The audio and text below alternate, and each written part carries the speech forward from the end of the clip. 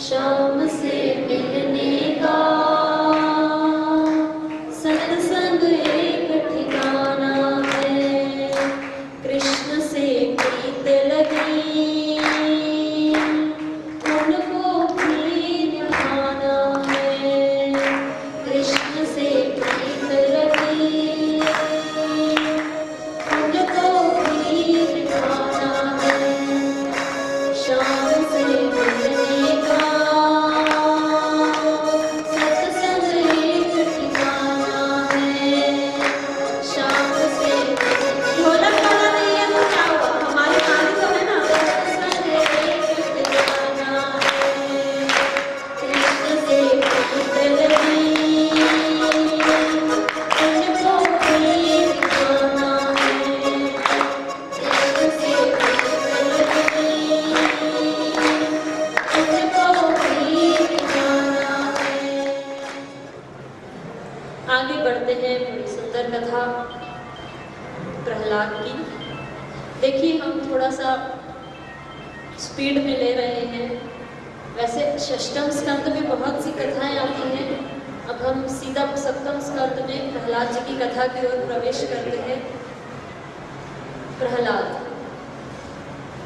प्रहलाद का अर्थ है जो हमेशा आनंद में है, वही प्रहलाद है। हमेशा आनंद में है, वही प्रहलाद है। प्रहलाद का जन्म कैसे हुआ, क्या कारण था? तो हमने कथा में श्रवण किया था कि हिरण्यकश्यप और हिरण्याक्ष दोनों भाई हैं। हिरण्याक्ष का भगवान वाराह से युद्ध हुआ, पृथ्वी को भगवान ने बचाया। और क्योंकि हिरण्याक्ष का भगवान विष्णु ने 12 स्वरूप में वध किया था, तो उनके जो भाई थे, भ्राताश्री थे हिरण्यकश्यप, वो विष्णु को अपना दुश्मन मानते थे कि ये विष्णु मेरा दुश्मन है। तो उन्होंने सोचा कि अब तो मैं विष्णु से बदला लूंगा। अब उन्होंने क्या किया, घोर तपस्या की, इतनी घोर, एक पैर पे खड़े होके हाथ ऊपर करके उन्होंने ब्रह्मा की तपस्या की। और ब्रह्मा उनकी इस तपस्या से खुश हुए, प्रकट हुए, कहा हे भक्त तुम मुझसे क्या मांगना चाहते हो, क्या वरदान मांगना चाहते हो? तो हिरण्यकश्यप ने कहा कि देखिए हम चाहते हैं कि आप हमें अमर होने का वरदान दें, कि हम हमेशा अमर रहें। अब ब्रह्मा जी ने कहा देखो भैया, जो इस संसार में आया है उसको मृत्यु तो अवश्य है, यहाँ तक कि भगवान भी अपनी लीलाओं को विश्राम देते हैं, तो तुम तो एक साधारण असुर हो। तो कहा अच्छा आप मुझे अमर होने का वरदान नहीं देंगे? कहा देखो मैं तुम्हें अमर होने का वरदान नहीं दे सकता, तुम मुझसे बाकी कुछ जो मांगना चाहते हो मैं तुम्हें अवश्य दूंगा। तो ये हिरण्यकश्यप जो थे ना, वो थोड़े चतुर थे। कैसे अमर होने का वरदान मांगा कि हे ब्रह्मा आप मुझे वरदान दीजिए कि मैं न दिन में मरूं न रात में। पहला क्या बोला, न दिन में मरूं न रात में। दूसरा वरदान मांगा कि आप मुझे वरदान दीजिए कि मैं न पृथ्वी पे मरूं न आकाश में। तीसरा वरदान मांगा कि ना मैं घर के अंदर मरूं ना घर के बाहर। चौथा वरदान क्या मांगा, ना मैं अस्त्र से मरूं ना शस्त्र से। पांचवा वरदान क्या मांगा, क्या मांगा, ना मैं किसी देवता से मरूं, ना किसी दानव से मरूं और ना ही किसी मनुष्य से मरूं। अब इसमें भी उनकी संतुष्टि नहीं, एक और वरदान मांगते हैं, बोलते हैं ऐसा वरदान दीजिए कि मैं 12 ही महीने में ना मरूं। अब ब्रह्मा जी ने तो कह दिया तथास्तु, ठीक है। ये वरदान तो हिरण्यकश्यप को मिल गया। हिरण्यकश्यप क्या, मैं ही भगवान हूँ, मैं ही अमर हूँ, इसे ये गलत फहमी है। और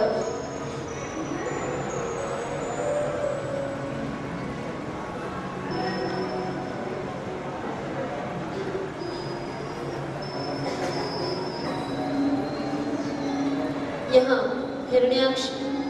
हिरण्यकश्यप की जो पत्नी है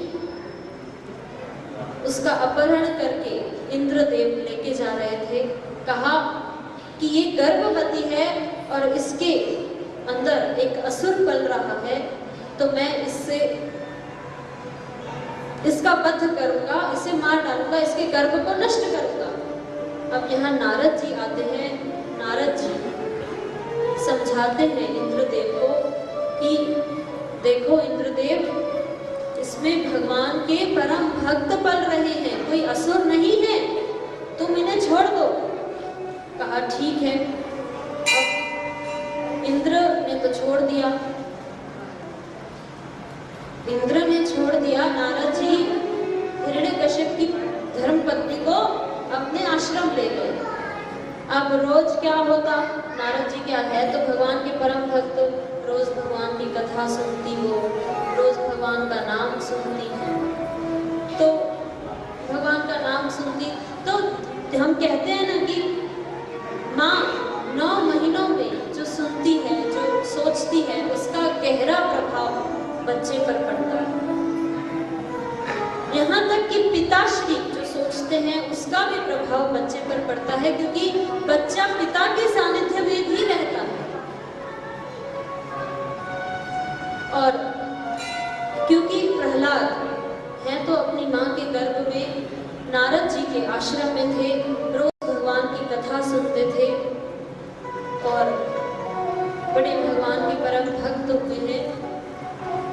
धीरे धीरे हिरण्यकश्यप के पास तो वो उनकी पत्नी वापस आ गई। समय अनुसार प्रहलाद जी का जन्म हुआ। अब प्रहलाद जी थोड़े बड़े हुए, जैसे बड़े हुए तो भगवान के बड़े परम भक्त, तो हर समय भगवान विष्णु का नाम लेते, नारायण का नाम लेते। तो उनकी शिक्षा ग्रहण करने का समय आया और उनके पिता श्री हिरण्यकश्यप ने उन्हें ऋषि अमर्क के पास भेजा, संडामर्क के पास भेजा कि तुम वहां जाओ और अपनी शिक्षा ग्रहण करो। अब है तो असुर के गुरु, शिक्षा भी आसुरी शिक्षा देंगे।